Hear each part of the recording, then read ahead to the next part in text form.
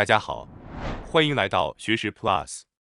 今天我想给大家介绍立花月志所著的《只要尝试过就会知道40岁后对身心真正有益的习惯》这本书。本书专为那些在40岁以后开始关注身心健康的人而写。作者曾是代谢综合症和生活习惯病的高危人群，他通过亲身的实践，精选并分享了至今仍然有效的一些健康习惯。我将给大家介绍书中提到的40岁后最佳的5项娱乐方式。首先是第一种娱乐方式，摒弃娱乐是不好的这种观念。在我们的人生中，娱乐是必不可少的元素。然而，许多人一提到娱乐或休息，就会联想到偷懒或懒惰等负面形象。因此，为了将娱乐融入我们的生活，我们首先需要消除这些负面观念。如果不打破这种心理障碍，我们就无法尽情地享受娱乐的乐趣。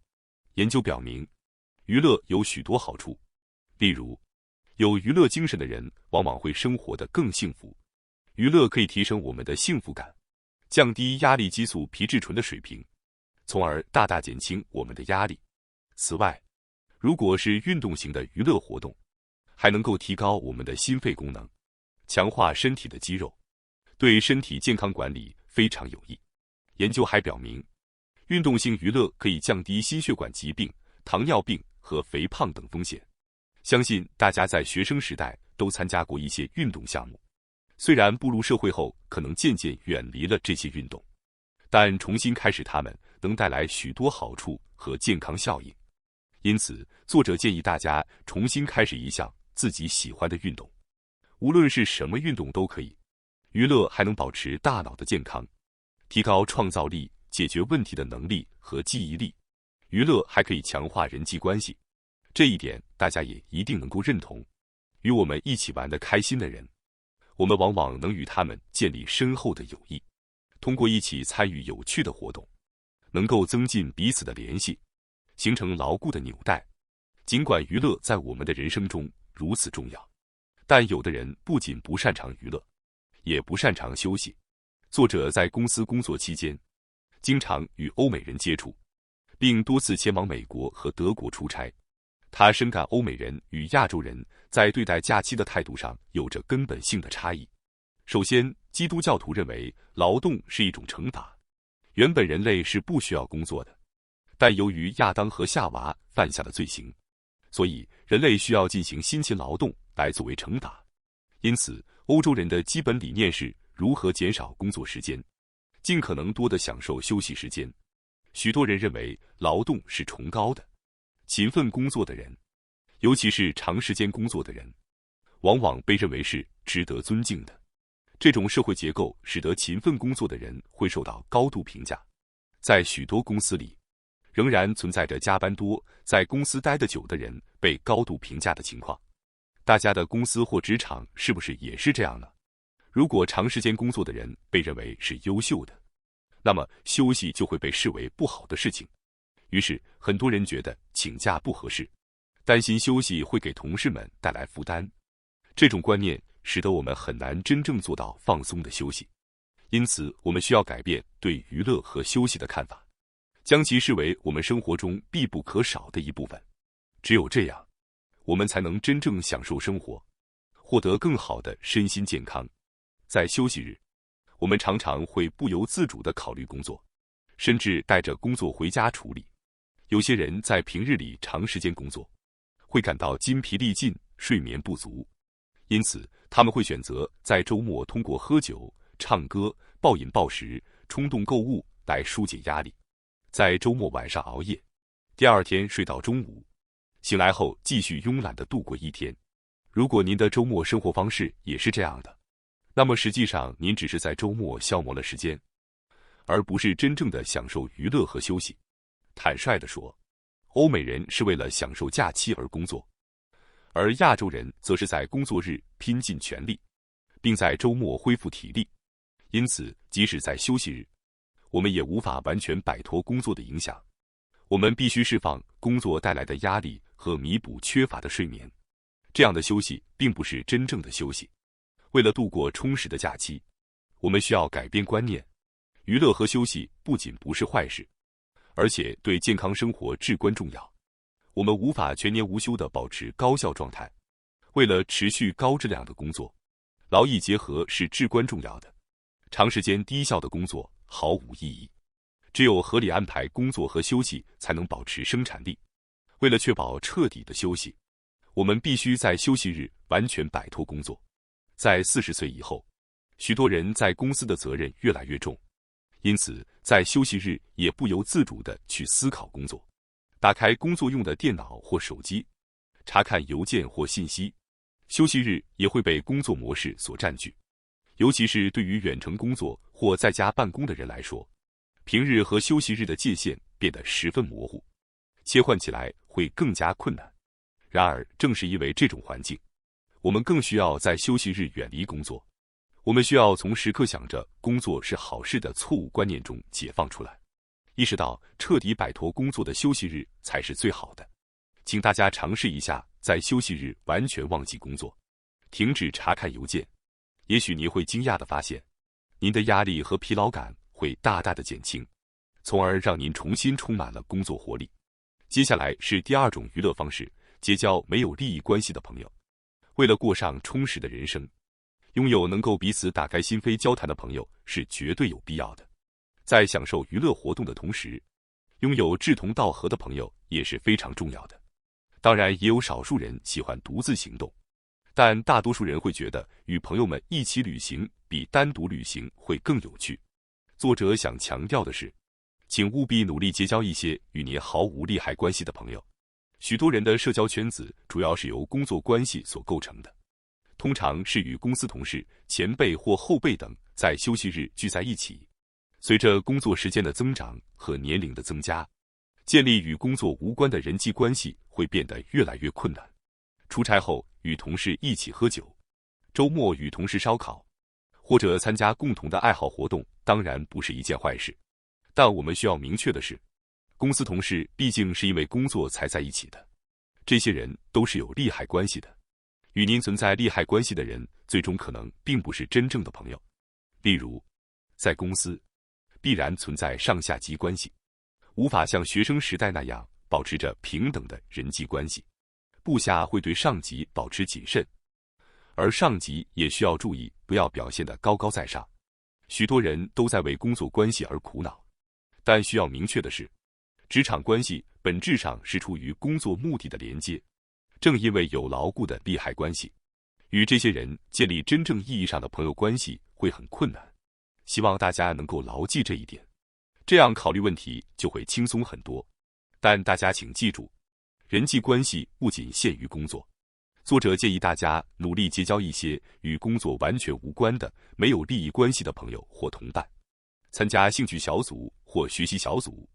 这些人有着与您共同的兴趣，可以帮助您得到充分的休息和精神上的满足。作者本身在担任公司职员的同时开始写博客，成为了一名博主。他通过社交网络与许多博主建立了联系。虽然大多数人很年轻，但他与那些和他没有利害关系的年轻人见面后，关于博客和未来梦想的热烈讨论让他的世界变得更加广阔了。再后来，他独立出版书籍后，结识了许多同行的作家，他们定期交流彼此的业务愿景和未来的计划。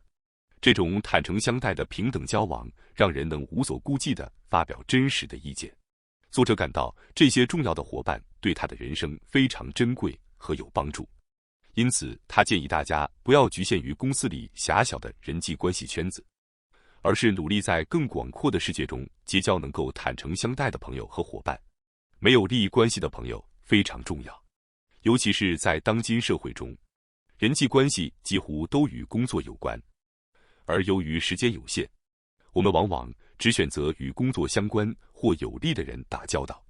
尽管这在某种程度上无可避免，但利益关系牵涉的人际关系通常较为复杂，即使关系再好，一旦涉及到工作，情况也会立刻产生改变。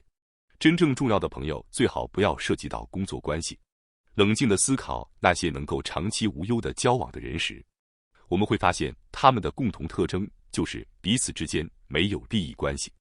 因此，作者强烈建议大家积极结交那些长期无利益关系的朋友，在这些朋友中找到真正的知己的可能性非常高。接下来是第3种娱乐方式，定期远离都市，置身于大自然。在众多的假期度过方式中，作者提出了一种非常值得推荐的习惯，那就是定期远离都市，置身于大自然。建议大家尽量选择少有人工干扰的环境。在现代的生活中，我们平日里总是处于工作模式，经常暴露在电子设备、电磁波和无线信号中。我们在拥挤的通勤电车上被挤来挤去，或者被紧张的日程安排所追逐，消耗的精力远远超出我们的想象。在年轻时，或许我们还能勉强支撑，但过了40岁，整年生活在这种人工环境中，会导致比预期更大的压力积聚。我们的身体正强烈渴望得到放松和治愈，因此，无论是山间、海边、湖畔，还是高原，只要是能让您心跳加速的地方，都值得我们前往其中探索。作者目前居住在距离日本著名的镰仓海边仅1分钟步行路程的地方。镰仓三面环山，在这里，没有高楼大厦，只有广阔的天空覆盖着海洋和山脉。作者搬到这个地方后，深刻体会到清新的空气和没有噪音的环境，以及接触海洋、山脉和森林等自然元素对我们作为生命体的必要性。科学研究已经证明，接触大自然有许多的益处，例如，接触大自然可以显著减轻我们的压力。我们在自然环境中可以快速进入放松模式，而在忙碌的生活中却很难实现这一点。通过接触大自然，我们体内的皮质醇水平会降低，心率和血压也会下降。此外，接触大自然还可以改善抑郁症和减轻焦虑，提高人体免疫力。我们人类天生渴望与大自然亲近，大家绝对不能忽视这种本能。建议大家尽量摆脱城市的束缚，多接触大自然，特别是对那些感到疲惫的人来说，这是一个非常推荐的方法。可以在大自然中进行野餐，也可以选择露营或者徒步旅行来与大自然亲密接触，这样既能享受大自然的美景，又能进行锻炼，真可谓是一举两得。接下来是第4种娱乐方式，找到可以沉浸其中的活动。在前面我们提到，在休息日忘记工作是非常重要的一点。然而，有些人可能很难做到完全的忘记，头脑中总是放不下工作。如果您是这样的人，请务必找到能够让自己完全沉浸其中的活动。这样一来，您就能够真正的做到忘记工作的事情。当您被动、模糊地度过时间时，会给工作留下思考的空间。但如果您全神贯注于某件活动上，就没有时间去想其他的事情了。这样的话，就能够完全忘记工作，从而让您的身心得到充分的放松和恢复。那么，大家能够想到什么活动可以让自己完全沉浸其中呢？大家可以回想一下自己的过去，是否有那种在不知不觉中时间过得飞快的事情呢？如果有的话，那就是您真正可以全身心投入其中的活动。这些活动可以是阅读、摄影、听音乐、绘画，也可以是运动或者园艺。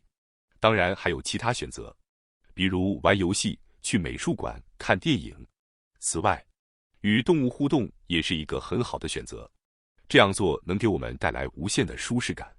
接下来是第5种娱乐方式，将必须要做的任务或工作游戏化。将日常任务游戏化，可以使完成这些任务变得更加有趣和高效。例如，如果您觉得写报告很烦，可以设定一个20或30分钟的时间段，挑战自己在这段时间内完成任务。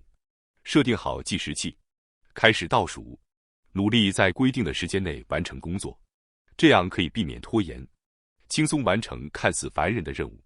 此外，您还可以设立积分制度或奖励系统，例如，每次坚持冥想5分钟就奖励自己5个积分，或者每次运动20分钟奖励20个积分。当积攒到一定数量的积分时，可以给自己一些小小的奖励，比如吃喜欢的甜点或看一部心仪已久的电影。这种激励机制能够帮助您保持动力，让任务处理变得更有趣和富有成就感。通过这些个性化设定的规则，将各种任务转化为游戏，会让您更加轻松地应对各种挑战。感谢大家收看今天的节目。如果你喜欢我们分享的内容，记得点赞、订阅并开启小铃铛通知，第一时间获取我们的更新。在下次的节目中，我们将继续为大家分享更多有益的内容。再次感谢大家的支持，我们下期再见。